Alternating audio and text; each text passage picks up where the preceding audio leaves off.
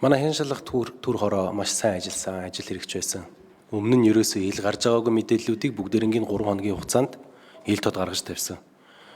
Энэний гол зорилго бол алдаа байвал засъя. Сайжруулах зүйл байвал цаашдаа сайжруулж явъя.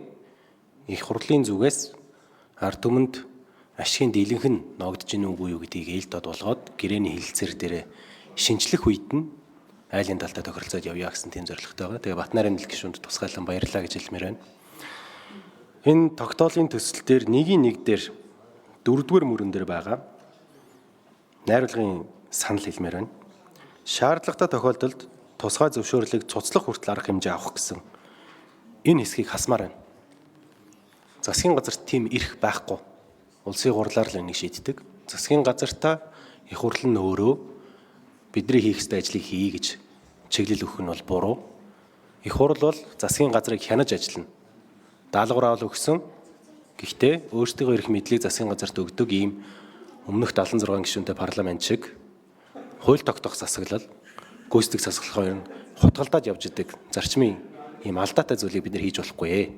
Тэгэхээр их хурлын бүр эрхээ бид нэр өөрсдөө авч үлдээд энэ 4-р мөрөнд байгаа хэсгийг маргааш хилцэх төр хорооны ажлын хэсэг дээр та хэд байна заавал тусгаад нэгдсэн чуулганаар оруулж өгөхийг хүсэж байна. Хэрвээ энэ чигээр орж ирэх юм бол би нэгдсэн чуулган дээр энэ тогтоолын төслийг дэмжихгүй.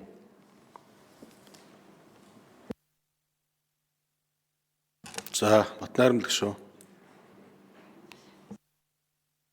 Баяжгараа Бямцах гишүүнийг нэмье. Өрөн Тяа гишүүнийг нэмье. За, Лусан Жамц гишүүнд баярлалаа.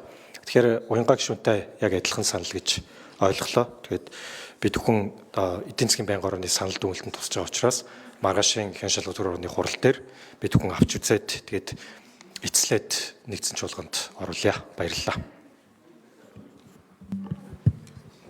За, Мөнх Баясгалан гишүүн.